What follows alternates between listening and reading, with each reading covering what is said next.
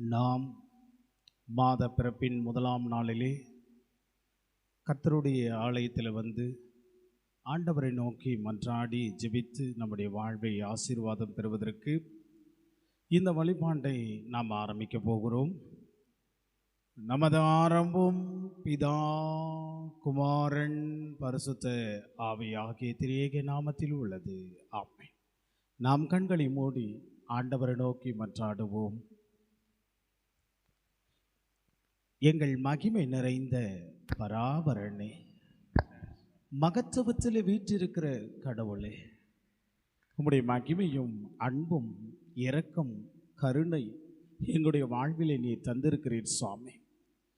உம்முடைய ஆசீர்வாதம் பெற்றுக்கொண்டிருக்கிற நாங்கள் கடவுள் எங்களுடைய வாழ்விலே கிருபையாக 6 மாதங்கள் எங்களுடைய வாழ்விலே உம்முடைய பாதுகாப்பும் உம்முடைய அரவணைப்பும் உம்முடைய வழிநடத்தலும் எங்களுக்கு முன்பாக இருந்தமைக்காக நன்றி சொல்கிறோம் சுவாமி.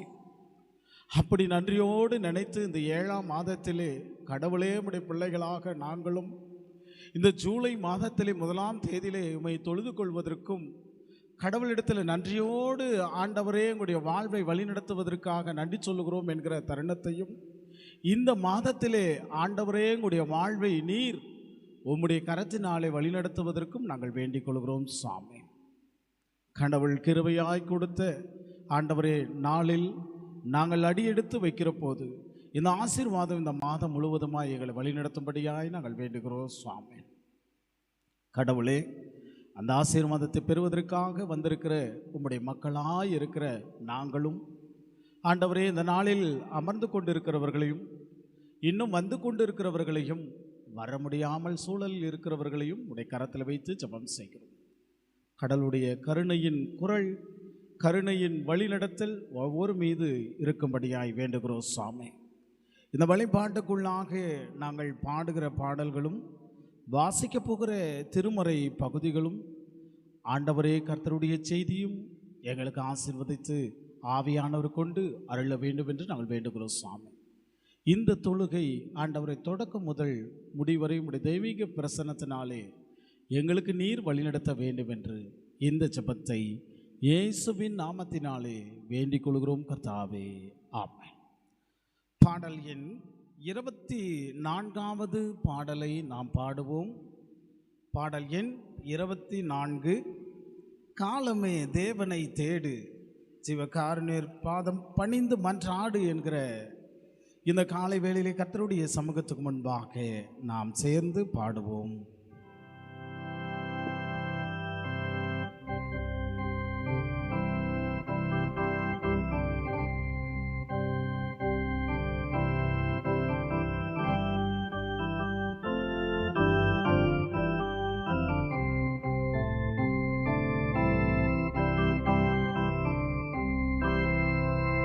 காலமே தேவனை தேடு, ஜீவகாருண்ய பாதம் பணிந்து மன்றாடு. காலமே தேவனை தேடு, சீலமுடன் பாதம் பாடி கொண்டாடு. சீலமுடன் பாதம் பாடி கொண்டாடு. சீரான நீத்திய ஜீவனை நாடு. காலமே தேவனை தேடு, மன்னுயிர் காய் மரித்தாரே, மனுமைந்தன பெயர் வைத்திருந்தாரே. மன்னுயிர் காய் மரித்தாரே, ஓன் சிருஷ்டிகரை நீ உதயத்தில் எண்ணு. ஓன் சிருஷ்டிகரை நீ உதயத்தில் எண்ணு.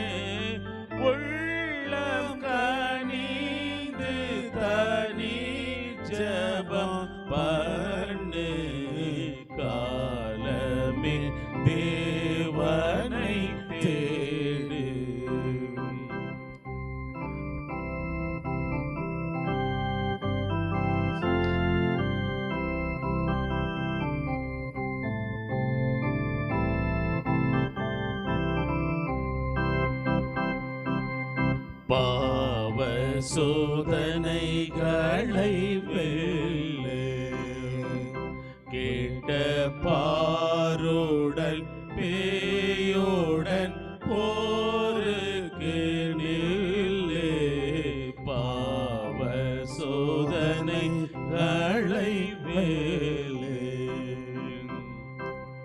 ஜீவ கிரீட சிரசில் அணிய ஜீவ கிரீடம் சிரசில் அணிய சிந்தனை செய்மனோ வேலனை பணிய காலமே தேவனை தேடு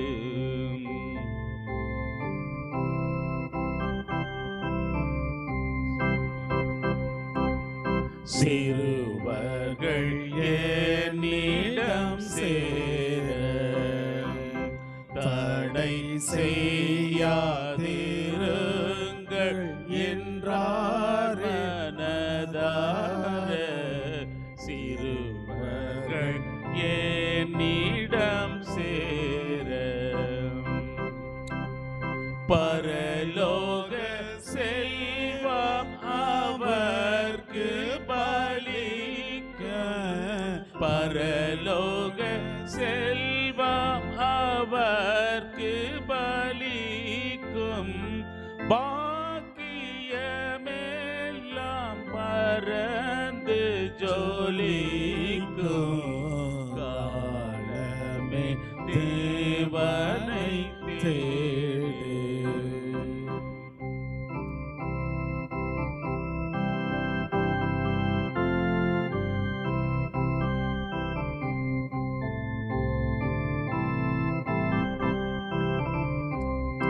வேலை உமக்கு கை கூட சத்திய வேத கிருபை வரத்தை மன்றாட வேலை உமக்கு கை கூட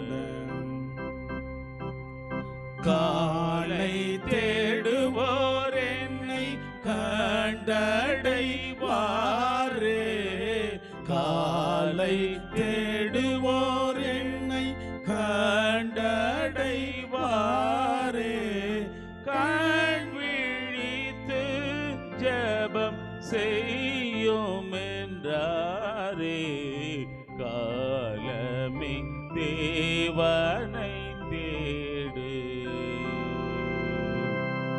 காருண்ய பாதம் பணிந்து மன்றாடு காலமே தேவனை தேடு.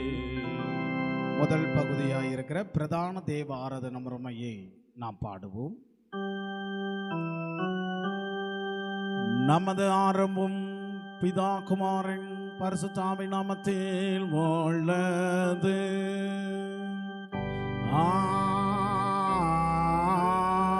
ஆமென். கர்த்தருக்குள் பிரியமானவர்களே, நமது பிதாவாகிய கடவுளிடம் கடற்றாண்டி சேர்ந்து நமது பாவங்களை வர்க்கரை கையிட்டு அவைகளை மன்னிக்க நமது இரட்சகராகிய இயேசு கிறிஸ்துவின் நாமத்தில் அவரை கெஞ்சி கேட்போம். வாருங்கள். நமக்கு சகாயம் கர்த்தருடைய திருநாமத்தில் உள்ளது. வானத்தையும் பூமியை உண்டாக்கினவர்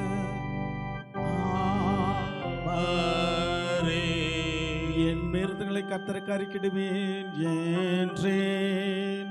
தேவரே என் பாவத்தின் தோஷத்தை மன்னித்தே. சர்வவல்லவரான கடவுளே, எங்கள் சிருஷ்டிகரும் மீட்பரும் ஆண்டவரே, ஏழை பாவிகளாகிய நாங்கள் சுபாவத்தின்படி பாம்பலூருமாய் இருக்கிறோம் என்றும் மனதினாலும் வாக்கையினாலும் நடக்கையினாலும் உமக்கு விரோதமாய் பாவம் செய்தோம் என்று அறிக்க எண்ணுகிறோம்.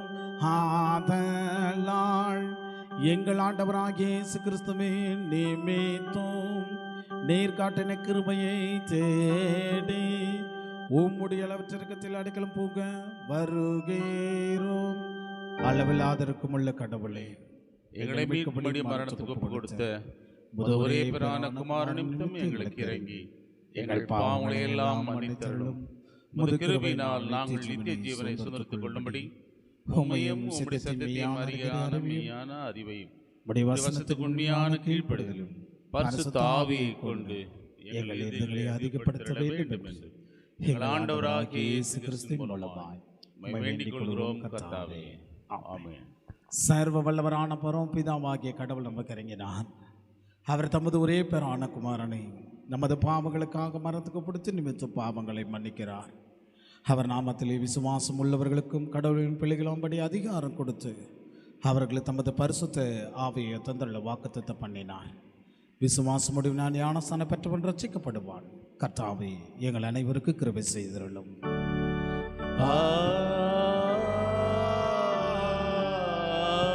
ஆமென். 32ஆம் சங்கீதத்தை நாம் முறையாக வாசிப்போம். வசனங்கள் 1 தொடங்கி 8 உள்ள திருவாக்கு வழியாக அதை வாசிப்போம். 32ஆம் சங்கீதம். எவனுடைய மீறுதல்கள் மன்னிக்கப்பட்டதோ, எவனுடைய பாவம் மூடப்பட்டதோ அவன் பாக்கியவான். எவனுடைய அக்கிரமத்தை கர்த்தர் எண்ணாதிருக்கிறாரோ, எவனுடைய ஆவியில் கபடமில்லாதிருக்கிறதோ அவன் பாக்கியவான். நான் அடைக்க வைத்து மட்டும் எலும்புகள் உலர்ந்து போயின. இரவும் பகலும் உமது கரம் என் மேல் பாரமாய் இருந்ததினால் என் சரீரம் உஷ்ணக்கால வறட்சி போல வறண்டு போயிற்று. நான் என் அக்கிரமத்தை மறைக்காமல் என் பாவத்தை முடத்திலே அறிக்கையிட்டேன். என் மீறுதல்களை கர்த்தருக்கு அறிவிப்பேன் என்றேன். தேவரே, என் பாவத்தின் தோஷத்தை மன்னித்தீர். இப்படி இருப்பதால் உம்மை கண்டடையத்தக்க சமயத்தில் பக்தியுள்ளவன் எவனும் உம்மை நோக்கி மன்றாடுவான். மிகுந்த ஜலப்பிரவாகம் வந்தாலும் அது அவனை அணுகாது. நீர் எனக்கு மறைவிடும். என்னை நீர் இக்கட்டுக்கு விலக்கி காத்து இரட்சணிய பாடல்கள் என்னை சூழ்ந்து கொள்ளும்படி செய்வீர். சேர்ந்து வாசிப்போம். நான் உனக்கு போதித்து நீ நடக்க வேண்டிய வழியை உனக்கு கற்பிப்பேன். உன்மேல் என் கண்ணை வைத்து உனக்கு ஆலோசனை சொல்லுவேன். வாழ்வளிக்கும் திருவார்த்தைகளை வாசித்து கேட்ட நாம் அதற்கு மறுமொழியாக நம்முடைய விசுவாசத்தை உறுதிப்படுத்திக் கொள்ளும்படியாய் பரிசுத்தவான்களாய் இருக்கிற அப்போஸ்தலர் விசுவாச பிரமாணத்தை நாம் நின்ற வண்ணமாகவே பயபக்தியோடு கர்த்தருடைய சமூகத்துக்கு நேராக நாம் அறிக்கை செய்வோமாக. பரலோகத்தையும் பூலோகத்தையும் படைத்த சர்வவல்ல பிதாவாகிய கடவுளை விசுவாசிக்கிறேன். அவருடைய ஒரே பேரான குமாரன் நம்முடைய ஆண்டவருமாகிய இயேசு கிறிஸ்துவை விசுவாசிக்கிறேன். அவர் பரிசுத்த ஆவியினால் கர்ப்பத்தில் பிறந்து பொந்தி பிலாத்தின் கீழ் பாடுபட்டு சிலுவையில் அறையுண்டு மரித்து அடக்கம் பண்ணப்பட்டார். பாதாளத்தில் இறங்கி 3ஆம் நாள் மரித்தோர்ந்து உயிர்த்தெழுந்தார். பரத்துக்கேறி சர்வவல்ல பிதாவாகிய கடவுளுடைய வலது பார்சத்திலே வீற்றிருக்கிறார். அவ்விடத்திலிருந்து உயிருள்ளோரை மரித்தோர்மை அழைத்து வருவார். பரிசுத்த ஆவியானவரை விசுவாசிக்கிறேன். பொதுவாயிருக்கிற பரிசுத்த சபையும் பரிசுத்தவானுடைய ஐக்கியமும் பாவ மன்னிப்பும் சரீர உயிர்த்தெழுதலும் நித்திய ஜீவனும் உண்டு என்று விசுவாசிக்கிறேன். நாம் மீண்டுமாய் கடவுளை மையப்படுத்தும்படியாய் 331வது பாடல், பிரசங்க பாடல், அது 1, 4, 6வது கவியை நாம் மாத்திரம் பாடி ஆண்டவருடைய திருவார்த்தைக்காக நாம் ஆயத்தப்படுவோம். 331வது ஞான பாடல், பாடல் எண் 331வது பாடல். எந்த ஜீவன் இயேசுவே சொந்தமாக ஆளுமே, எந்த கால நேரம் நீர் கையடிகளும். ஏந்த ஜீவன் இயேசுவே சொந்தமாக ஆளுமே,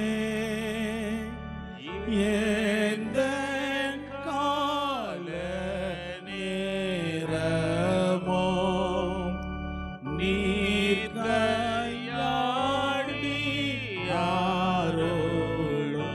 3வது சரணம், 6வது சரணம். ஏந்த நாவு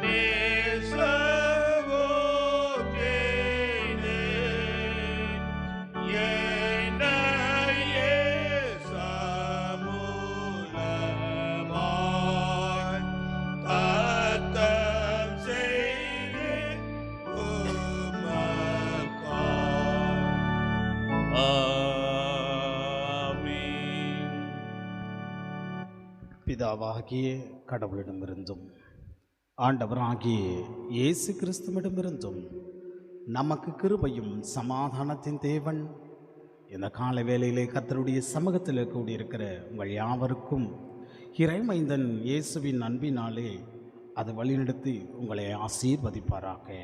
ஆமென். இந்த நாளுடைய தியான பகுதியானது இந்த நாளுடைய வாக்குத்தத்தம் நம்முடைய வாழ்வுக்காக கொடுக்கப்படுகிற வாக்குத்தத்தமாக இருக்கிற அது எரேமியா தீர்க்கன் எழுதின புத்தகம் எரேமியா 29ஆம் அதிகாரம் வசனங்கள் 11. எக்கோ கொஞ்சம் குறைச்சிங்க. எரேமியா 29ஆம் அதிகாரம் 11வது வசனம். நீங்கள் எதிர்பார்த்திருக்கும் முடிவை உங்களுக்கு கொடுக்கும்படி நான் உங்கள் பேரிலே நினைத்திருக்கிற நினைவுகளை அறிவேன் என்று கர்த்தர் சொல்லுகிறார். அவைகள் தீமைக்காக அல்ல, சமாதானத்துக்கு ஏதுவான நினைவுகளே. நாம் மீண்டும் ஒரு முறை வாக்குத்தத்த வார்த்தையை படிப்போம். எல்லோரும் சேர்ந்து படிப்போம். நீங்கள் எதிர்பார்த்திருக்கிற முடிவை உங்களுக்கு கொடுக்கும்படி நான் உங்கள் பேரிலே நினைத்திருக்கிற நினைவுகளை அறிவேன் என்று கர்த்தர் சொல்லுகிறார். அவைகள் தீமைக்காக அல்ல, சமாதானத்துக்கு ஏதுவான நினைவுகளே. ஜெபம் செய்வோம். என் அன்பு நிறைந்த பரம தந்தையே, இந்த காலை வேளையிலே இதோ உம்முடைய பிள்ளைகளாக நாங்களும் ஒன்று கூடியிருக்கிறோம் சாமி. அன்பின் நிறைவா, உம்முடைய ஆசீர்வாதத்தை இந்த ஜூலை மாதத்தின் 1ஆம் தேதியிலே உம்முடைய படியேறி ஆலயத்தில் வந்து அமர்ந்து கர்த்தாவே எங்களுக்கு என்ன இந்த மாதத்தினுடைய வாக்குத்தத்தம், எங்களுடைய வாழ்வை எப்படி வழிநடத்தப் போகிறீர் என்கிற தருணத்தின் வழியாக உம்முடைய திருவார்த்தைக்கு முன்பாக அமர்ந்து கொண்டிருக்கிற எங்களுடைய உள்ளங்கள் சிந்தனை உம்மை நோக்கி பார்ப்பதற்கு ஆவியானவர் கொண்ட சொல்லுகிற வார்த்தை எங்களுக்கு நீர் ஆண்டவரை சொல்லும்படியாய் நாங்கள் வேண்டுகிறோம் சுவாமி. உம்முடைய வார்த்தையும் வசனத்தை எங்களுக்கு கொடுங்க. இந்த வார்த்தைக்குள்ளாக எங்களுடைய மனதில் தேவைகளை செய்யும்படியாய் தந்து நீர் வழிநடத்த வேண்டும் என்று இந்த ஜெபத்தை இயேசுவின் நாமத்தினாலே வேண்டிக் கொள்கிறோம் கர்த்தாவே. ஆமென். கிறிஸ்துவுக்குள் பிரியமான திருச்சபையின் மூத்தவர்கள், இளையவர்கள், சமமான உள்ளவர்கள், உங்கள் யாவருக்கும் இறைமைந்தன் இயேசுவின் அன்பினாலே மாத பிறப்பின் வழியாக முதல் நாளிலே கர்த்தர் உங்களுக்கு வாழ்த்துக்களையும் ஸ்தோத்திரத்தையும் நான் தெரிவித்துக் கொள்கிறேன். கடவுள் நமக்கு என்ன நம்முடைய வாழ்க்கையில் வைக்க போகிறார், இந்த மாதம் எப்படி நம்மை வழிநடத்த போகிறார் என்கிற தருணம் நம்முடைய உள்ளத்தில் ஏக்கத்தோடு ஆண்டவருடைய சமூகத்துக்கு முன்பாக கூடி வந்திருக்கிறோம். அப்படி கூடி வந்திருக்கிற போதுதான் நேற்று தினத்திலே முழங்காலை படியிட்டு ஆண்டவரே உடைய மக்களாய் இருக்கிற எங்களுக்கு நீர் என்ன சொல்ல போகிறீர் என்கிற ஜெபத்தோடு வாக்குத்தத்த வார்த்தையை எடுக்கிற போதுதான் இந்த எரேமியா தீர்க்கன் வழியாக சொன்ன புத்தகத்தின் வழியாக 29ஆம் அதிகாரத்திலே 11வது வசனத்திலே கடவுள் நமக்காக சொல்லப்பட்ட வார்த்தையாய் இருக்கிறது. நீங்கள் எதிர்பார்த்திருக்கும் முடிவை உங்களுக்கு கொடுக்கும்படி நான் உங்கள் பேரிலே நினைத்திருக்கிற நினைவுகளை அறிவேன் என்று கர்த்தர் சொல்லுகிறார். அவைகள் தீமைக்காக அல்ல, சமாதானத்துக்கு ஏதுவான நினைவுகளே என்று சொல்லி ஆண்டவர் நமக்கு சொல்லுகிற வார்த்தையாய் இருக்கிறது. எனக்கு பிரியமானவர்களே, கடவுள் நம்முடைய வாழ்க்கையில் ஒரு திட்டத்தை வைத்திருக்கிறார் என்பதை நாம் மறந்துவிடக்கூடாது என்பதுதான். ஒரு அரண்மனையிலே ஒரு நெசவாளர் ஒருவர் இருந்தார். அழகான கம்பிளையை அவர் நெய்ந்து கொண்டு இருந்தார். நெய்ந்து கொண்டிருக்கிற போது ஒரு சிறுவன் அதை பார்க்கிறான். அந்த நெசவாளர் அந்த கம்பிளையை நெய்ந்து கொண்டிருக்கிற போது அந்த கீழ்ப்பகுதியில் இருக்கிற பகுதியை பார்க்கிறான். யாரு? இந்த சிறுவன். சிறுவன் பார்த்து கொண்டிருக்கிற நிலையில் இருக்கிற போது அந்த அடிப்பகுதியில் இருக்கிற போது அது நூல்கள் பின்னி இருக்கிறதையும் சிக்கலாக இருக்கிறதையும் ஒழுங்கற்ற நிலையில் இருக்கிறதையும் பார்த்து அந்த சிறுவன் என்ன நினைக்கிறான் என்று பார்த்தோமானால், அந்த நெசவாளரிடத்திலே அவன் அந்த வார்த்தையை சொல்லுகிறான். நெசவாளரே, இந்த ஒழுங்கினமான பகுதியாக இருக்கிறதே, இது என்னுடைய இதை பார்க்குவதற்கு அருவருக்கத்தக்கது நிலையில் இருக்கிறதே என்று சொல்லி அவரை பார்த்து அந்த சிறுவன் சொல்லுகிறதை பார்க்க முடிகிறது. உடனே இந்த நெசவாளர் சொன்னான், சிறுவனே, நீ மேலே ஏறி வா. நீ கீழ்த்தட்டத்தில் இருந்து பார்க்கிறாய், மேல் தட்டத்திற்கு முன்பாக மேலே ஏறி வா என்று சொல்லுகிறான். அப்பொழுது இந்த நெசவாளர் சிரித்து கொண்டு முகத்தோடு அவனை மேலே வர சொல்லுகிறார். இவன் கீழ்ப்பகுதியை பார்த்தான் அல்லவா, மேல் பகுதியை பார்ப்பதற்காக வர சொல்லுகிறார். பார்த்த உடனே அந்த சிறுவன் உள்ளத்திலே ஒரே ஆச்சரியம். என்ன என்று பார்த்தோம்னால், ஒரு அழகான வடிவம், அற்புதமான ஒரு ஓவியத்தின் வழியாக ராஜ்ய கிரீடம் நிறைந்த ஒரு மேல் பகுதியில் அந்த பின்னி அந்த கம்பளிக்கு முன்பாக மேல் பகுதியில் இருக்கிறதை பார்க்கிறான். பார்த்த உடனே இவ்வளவு அழகாக இருக்கிறதே என்று சொன்னான். எனக்கு அன்பார்ந்தவர்களே, அந்த சிறுவன் மேலே பார்த்த உடனே சற்று திகைத்து குழம்பிய நிலையில் இருக்கிறான். கீழ்ப்பகுதியிலே ஒழுங்கற்ற நிலையில் இருக்கிறதே, மேல் பகுதியில் இவ்வளவு அழகான ஓவியமாய் இருக்கிறதே என்று சொல்லி அவன் பார்க்கிறதை பார்க்க முடிகிறது. எனக்கு பிரியமானவர்களே, நமது வாழ்க்கையிலும் அப்படித்தான். நாம் காண்பது கண்ணீர் இருக்கும், நம்முடைய காண்பது ஒரு கீழ்த்தட்ட பகுதியாக இருக்கிற கண்ணீர் இருக்கும். ஆனால் தேவன் காண்பது அது தேவனுடைய மகிமை என்று காண்பார். அது மாத்திரமல்ல, நாம் காண்பது நம்முடைய வாழ்க்கையிலே தடைப்பகுதி என்று நினைக்கலாம். நம்முடைய வாழ்க்கை என்று கீழ்ப்பகுதியை பார்க்கிற போது தடைப்பகுதி என்று நினைக்கலாம். ஆனால் தேவன் நம்முடைய வாழ்க்கையிலே திறக்கப்பட்டிருக்கிற கதவு என்று நீங்கள் நினைக்க வேண்டும். அது மாத்திரமல்ல, நாம் காண்பது இந்த உலக வாழ்வில் கீழ்ப்பகுதியிலே பார்க்கிற போது இதுதான் வாழ்க்கையின் முடிவு என்று நாம் நினைக்கலாம். ஆனால் தேவன் காண்பது, இதுதான் காண்பது உன் வாழ்க்கையில் ஒரு புதிய ஆரம்பம் என்று சொல்லி ஆண்டவர் நினைக்கிறார். அதுதான் இங்கு கடவுள் உறுதியாக சொல்லுகிறார். நான் உங்கள் பேரிலே நினைக்கிற நினைவுகளை நான் அறிவேன் என்று சொல்லுகிறார். அதுதான் இங்கு எரேமியா 29 ஆண்டவர் 11வது வசனத்திலே நமக்கு சொல்கிறார். நான் உங்கள் பேரிலே நினைத்திருக்கிற நினைவுகளே நான் அறிவேன் என்று சொல்லுகிறார். நாம் அறிகிறதெல்லாம் கீழ்ப்பகுதியிலே பார்த்து சொல்லுகிற வார்த்தையாய் இருக்கும்.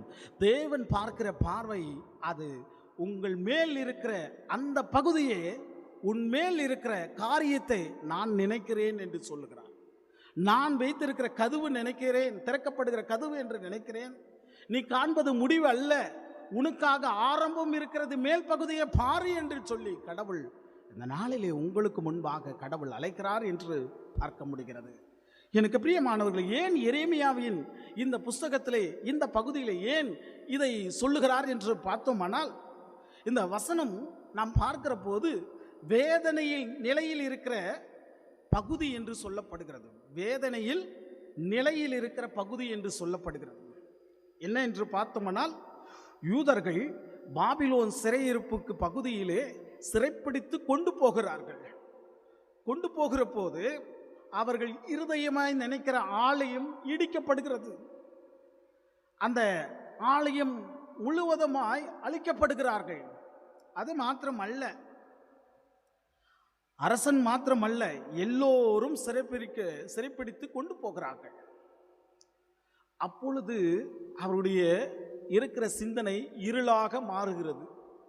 இருளாக மாறுகிற போது அந்த எதிர்காலத்தை பற்றி அவர்களுடைய வாழ்க்கை பயம் நிறைந்த நிலையில் இருக்கிறது. அவ்வளவுதான் முடிந்தது என்று நினைத்தார்கள். அந்த நேரத்தில் ஒரு பொய் தீர்க்க தரிசனம் வருகிறது. அனனியாவினுடைய தீர்க்க தரிசனம் வருகிறது. அப்போ சொல்கிறார், அந்த அனனியா தீர்க்க தரிசனம் பொய்யான ஒரு வார்த்தை விடுகிறான். என்ன என்றால், இன்னும் 2-4 ஆண்டுகளை எல்லாம் சரி செய்ய விடும் என்று சொல்லி நினைக்கிறார். ஆனால் எரேமியாவை கொண்டு அவர் போதிக்கிறார். என்ன போதிக்கிறார் என்றால், நீங்கள் காத்திருக்க வேண்டும், உங்களுடைய வாழ்க்கையில் நீங்கள் காத்திருக்க வேண்டும்.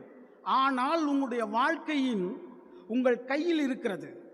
நீங்கள் உங்களை நான் மறக்கவில்லை என்று சொல்லி கடவுள் சொல்லுகிறார்.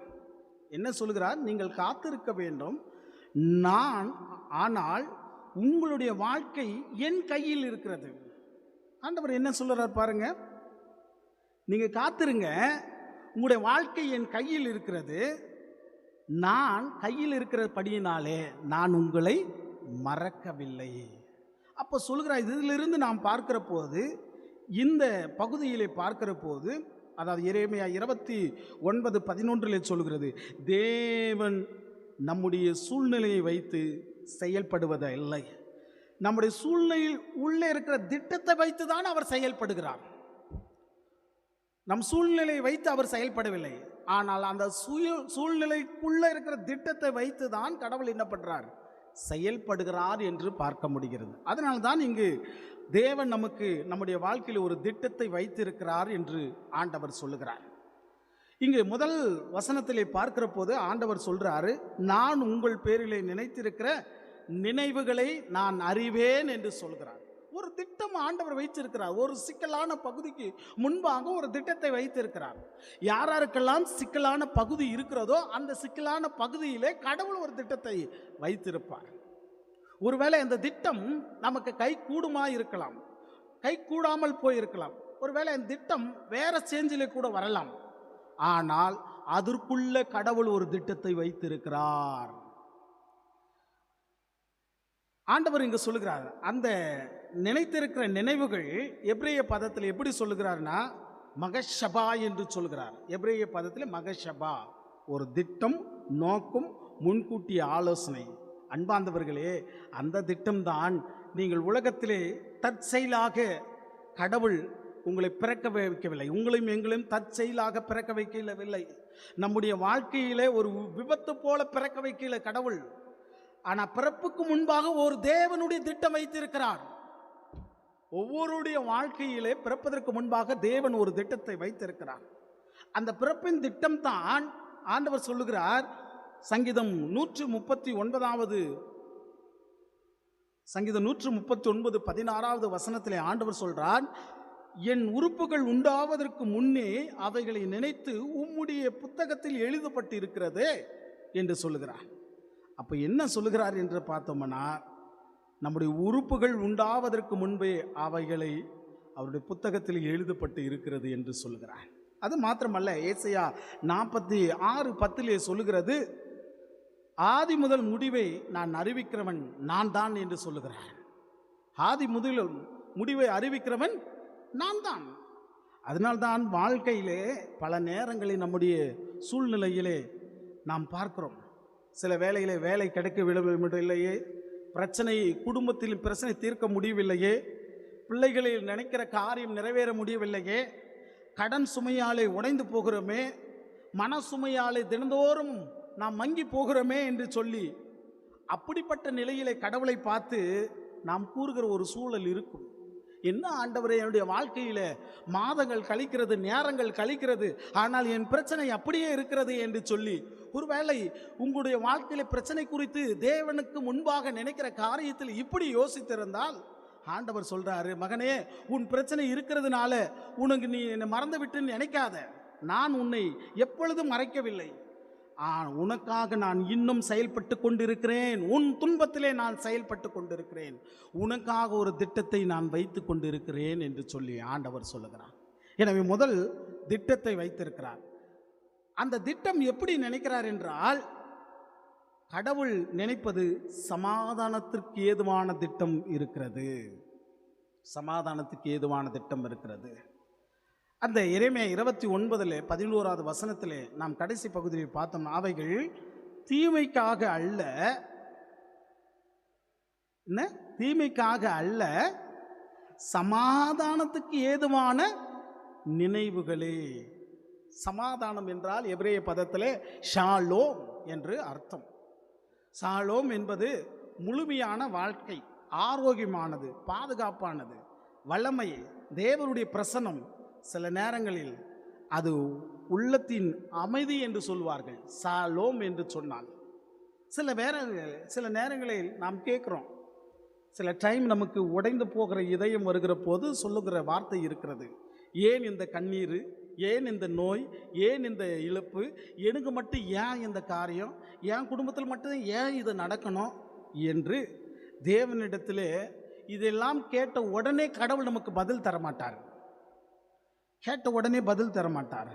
ஆனால் எல்லா சூழ்நிலையும் நன்மையாக மாற்றுவார். அதை மட்டும் நம்ம நினச்சிக்கணும். எல்லா சூழ்நிலைகளும் நன்மையாக மாற்றுவார். அதை நாம் எப்பொழுதும் நினைத்து கொள்ள வேண்டும். நீங்கள் பாருங்க, ரோமர் 8:28 ஆண்டவர் சொல்றாரு. ரோமர் 8:28 ஆண்டவர் நமக்கு சொல்றாரு, தேவன் சிநேகிக்கிறவர்களுக்கு சகலம் நன்மைக்கு ஏதுவாக நடக்கிறது. உங்களை பரிச்சு பார்க்கிறார் என்றால், ஒருவேளை சூழ்நிலை வருகிறது என்று சொன்னால், ஒருவேளை தேவன் நம்மை கைவிட்டார் என்ற அல்ல, அந்த சூழ்நிலையை மாற்றுகிற கடவுளாக இருப்பார். அந்த திட்டம் இருக்கும், பிரச்சனை இருக்கும், போராட்டம் இருக்கும், அப்படிதான் இருக்கும். அது இருக்கிறது என்றால் அதை அப்படியே உன் வாழ்க்கையில் அந்த பிரச்சனையை கொண்டு தான் பெரிய காரியத்தை செய்வார் ஆண்டவர்.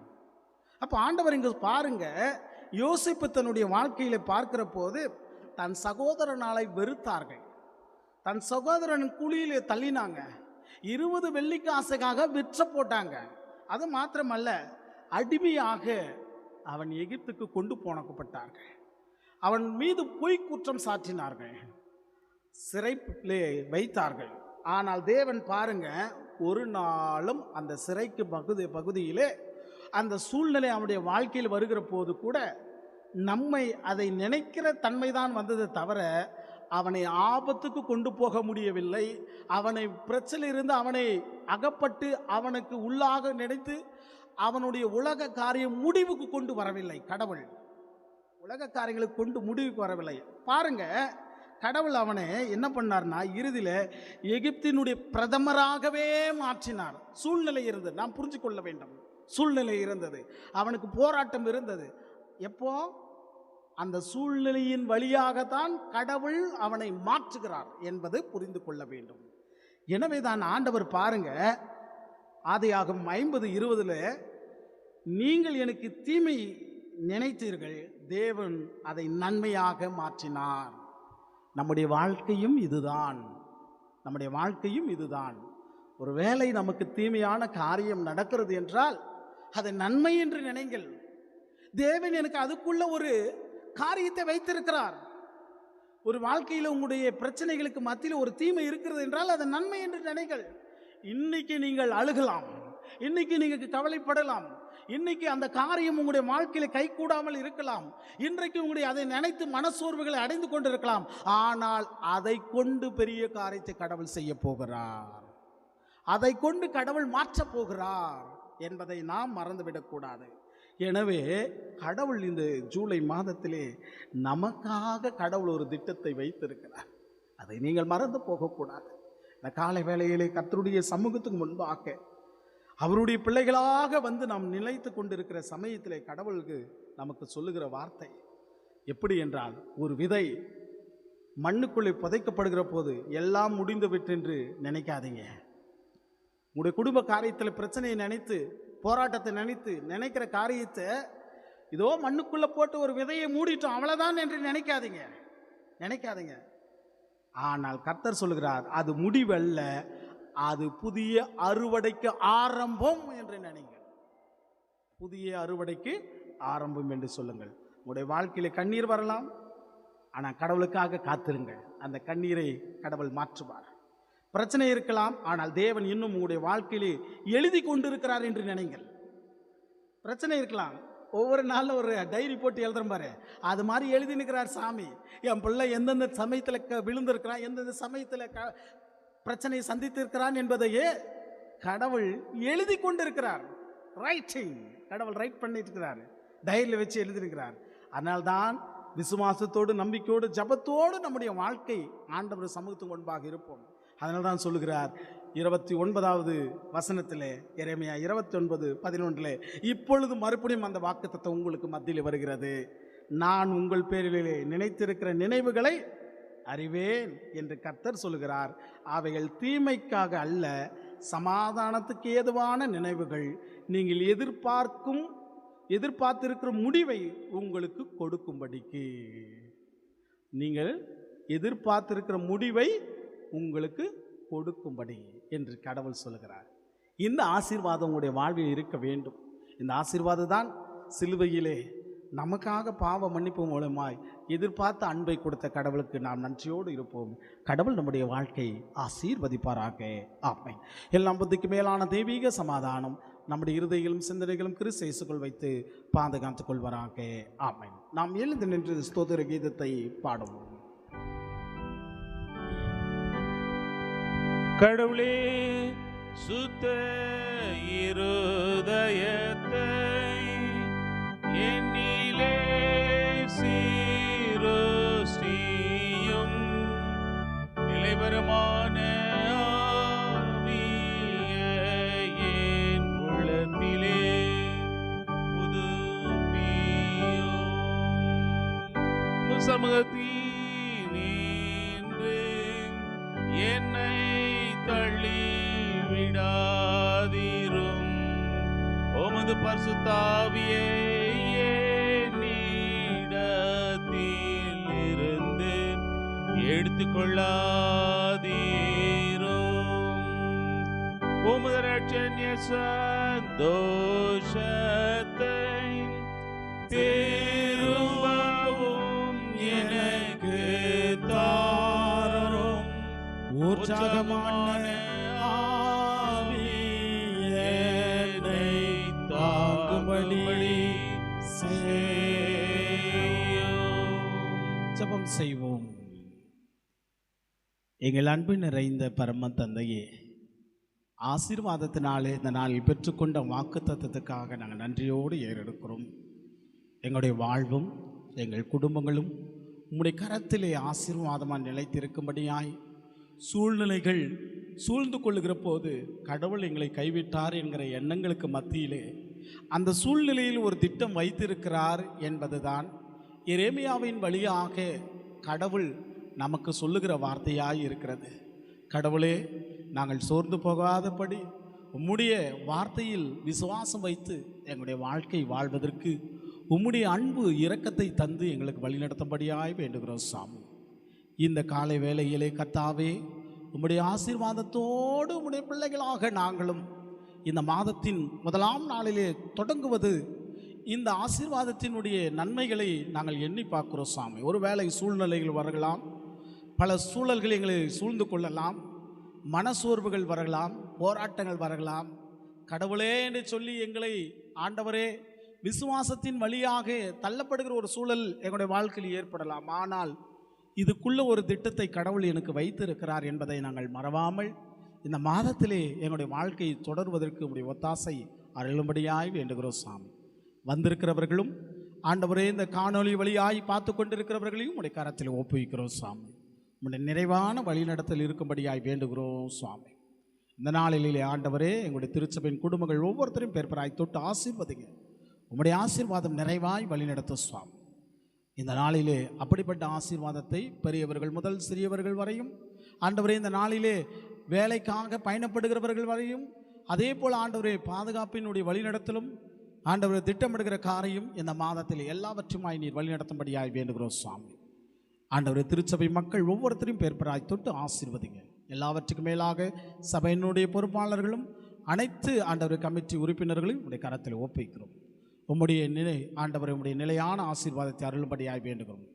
இன்னுமாய் ஆண்டவரே, நாங்கள் திட்டமிடுகிற இந்த மாதத்தினுடைய காரியங்கள், ஆராதனையினுடைய ஒழுங்குகள், பல காரியங்கள், திருச்சபைக்காக எடுக்கிற முயற்சிகளும் நீர் ஆசீர்வதித்து அருள வேண்டும் என்று இந்த ஜெபத்தை இயேசுவின் நாமத்தினாலே வேண்டிக் கொள்கிறோம் கர்த்தாவே. ஆமென். பரமண்டல இருக்க எங்கள் பிதாவே, உடைய நாமம் பரிசுத்தப்படுவதாக, உடைய ராஜ்யம் வருவதாக, உம்முடைய சித்தம் பரமண்டலத்திலே செய்யப்படுவது போல பூமியிலும் செய்யப்படுவதாக. அன்று வேண்டிய கடனை அனைக்க மன்னிக்கிறது போல எங்கள் பாவ கடன்களை மன்னியும். ராஜ்யம் வல்லமையும் மகிமையும் என்றென்றைக்கும் உடையவரே சுவாமி. ஆமென். 340வது பாடல், என்ன ஜீப பலி ஒப்புவித்தேன் ஐயா என்கிற பாடலை பாடி நாம் காணிக்கை ஏறெடுப்போம்.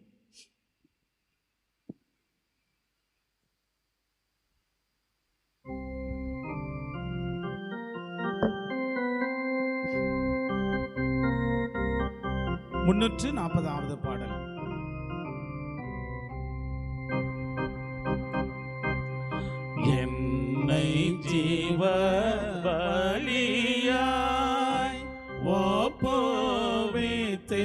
ஏற்றுக்கொள்ளும் இயேசுவே, என்னை ஜீவ பலியாய் ஒப்புவித்தேன், ஏற்றுக்கொள்ளும் இயேசுவே. அன்னை தந்தையுந்தன் சன்னதி முன் நின்று, அன்னை தந்தையுந்தன் சன்னதி முன் நின்று சொன்ன வாக்கு தத்துவமல்லாது இப்போது என்னை ஜீவ பலியாய் ஒப்புவித்தேன், ஏற்றுக்கொள்ளும் இயேசுவே.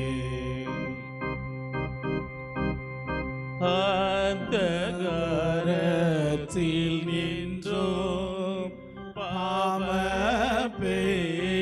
அடிமைத்தனத்தில் நின்றோம், அந்தகாரத்தில் நின்றோம் பாவப்பேய் அடிமைத்தனத்தில்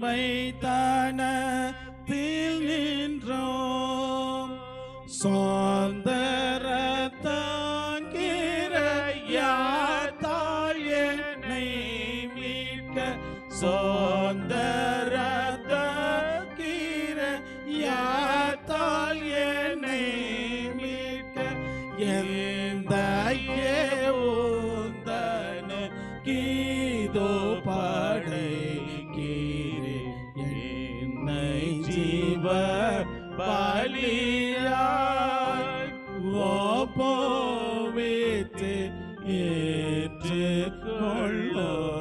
இயேசுவே. ஆத்ம சரீர மதை உமக்கு ஆதீனமாக்கி வைத்தேன், ஆத்ம சரீர மதை உமக்கு ஆதீனமாக்கி வைத்தேன், பாத்திரமாதாயதை பாவித்து கொள்ள, பாத்திரமாதாயதை பாவித்து கொள்ள, காத்திருங்கீரே கருணை செய்தேவா, என்னை ஜீவ பலியாய் ஒப்புவித்தேன், ஏற்றுக்கொள்ளும் இயேசுவே. நாம் 18வது பக்கத்தில் இருக்கிற பாவரிக்கை ஜெபத்தை நம்ம ஆண்டவரை நோக்கி, கர்த்தாவே இந்த மாதம் எங்களுடைய வாழ்வு பரிசுத்தமாய் மாற்ற வேண்டும் என்று சொல்லி ஆண்டவரை நோக்கி தன் பாவங்களை அறிக்கை செய்வதற்கு ஏதுவாக நாம் சொல்லினாலும் செயலினாலும் அறிக்கை செய்வதற்கு 18வது பக்கத்தில் இருக்கிற பாவரிக்கை ஜெபத்தை நாம் ஏறெடுத்து சொல்வோமாக.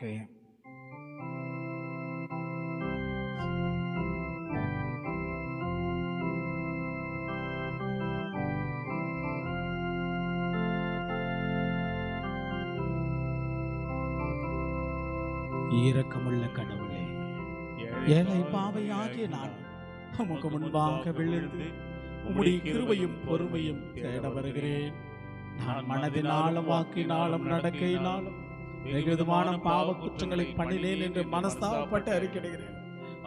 தயவுள்ள சுவாமி, நான் நரகத்தின் அழிவது நியாயமாயினும் என்னை உம்முடைய சமூகத்தை விட்டு தள்ளாதையும்.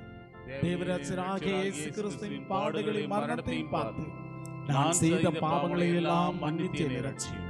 நான் திரும்ப பாவம் செய்ய சோதிக்கப்படும் போது அதற்கு சம்மதியாமல் அதை அருவருக்கவும் உமக்கு பிரியமான பிள்ளையாக நடக்கவும் பரிசுத்த ஆவியை கொண்டு எனக்கு புத்தியும் பலத்தையும் தந்தரும். என்னை நான் சாகும் வேளையிலே உம்முடைய மோட்ச ராஜ்யத்தில் சேர்வதற்கு என்னை ஆயத்த பண்ணியருளும் சுவாமி. ஆமென். வசனத்தின் ஊழியனாக அழைக்கப்பட்டு ஊழியத்திற்கு நியமிக்கப்பட்ட நான் என்னுடைய ஊழியத்தின்படி நீங்கள் செய்தவற்றின் அறிக்கையின் பேரிலே உங்கள் யாவருக்கும் கடவுளுடைய கிருபையும் அறிவித்து நமது கர்த்தராகிய இயேசு கிறிஸ்துவின் பிரதிநிதியாகவும் அவருடைய கட்டளையின்படியும் பிதா குமாரன் பரிசுத்த ஆவியின் நாமத்தினால் உங்கள் பாவங்களை உங்களுக்கு மன்னிக்கிறேன்.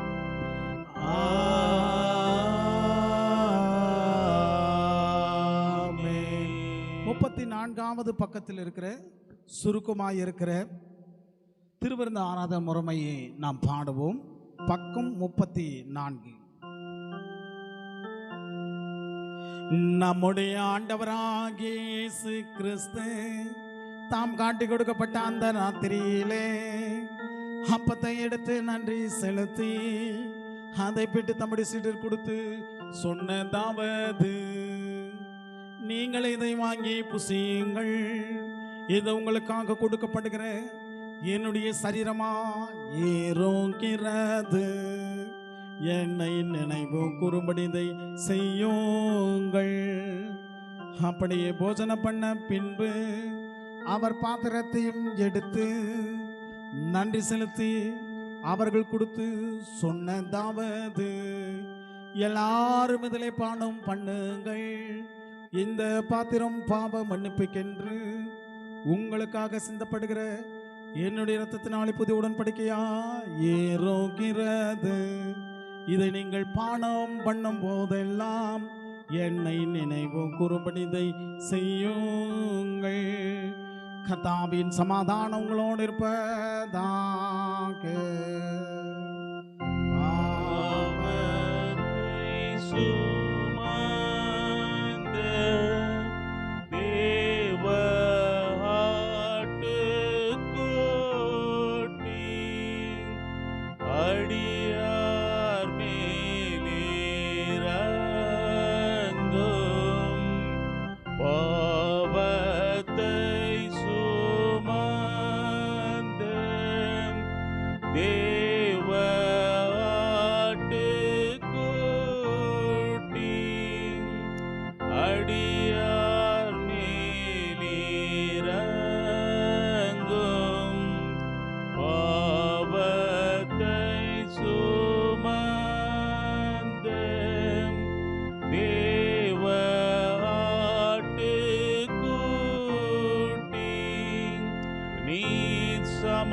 சமாதானம் தாரும்.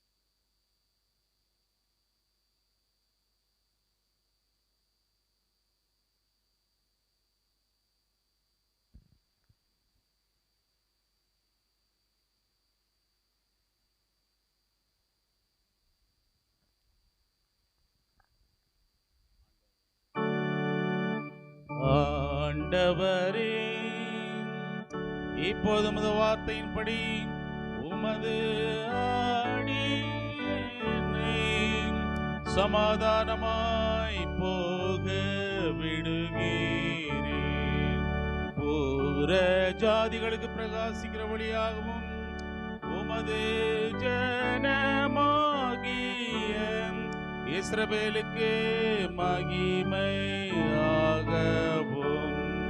சகல ஜனங்களுக்கு முன்பாக நீராய்த்தம் பண்ணின உமது ரட்சணத்தை என் கண்கள் கண்டன. பிதாவுக்கும் குமாரனுக்கும் பரிசுத்த ஆவிக்கும் மகிமை உண்டாவதாக, ஆதியிலும் இப்பொழுதும் எப்போதுமான யோகா யோகங்களாய் ஈரோகிற பாடியே. ஆமே. கர்த்தருக்கு நன்றி செலுத்துங்கள், ஏனினவர் நல்லவர், கிருபை என்றும் உள்ளது. ஜெபம் செய்வோம்.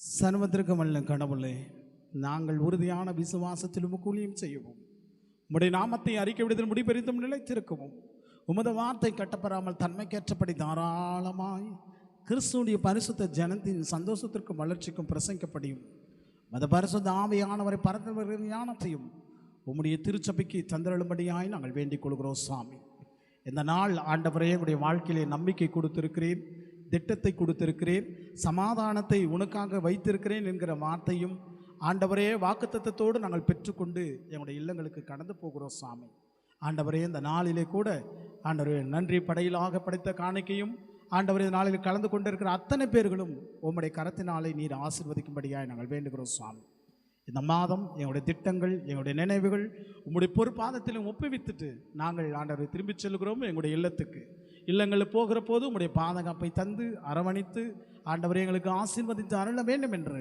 இந்த ஜெபத்தை இயேசுவின் நாமத்தினாலே வேண்டிக் கொள்கிறோம் கர்த்தாவே. ஆமென். நாம் கர்த்தருடைய ஆசீர்வாதத்தை நின்ற வண்ணமாகவே பெற்றுக்கொள்வோமாக.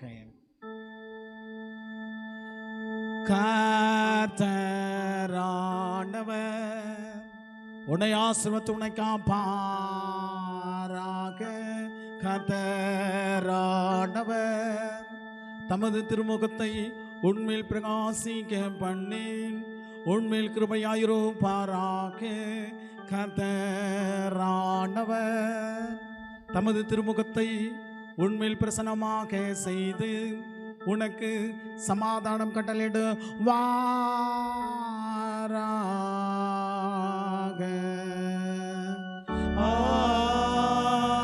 ஆமென், ஆமென், ஆமென். என் ஆத்துமாவே கர்த்தரை சோஸ்திரே, என் முழுவதுமே பரிசுத்த நாமத்தை சோஸ்திரே. என் ஆத்துமாவே கர்த்தரை சோஸ்திரி. கர்த்தர் செய்த சகல உபகாரங்களை மறவாதே. ஆமென்.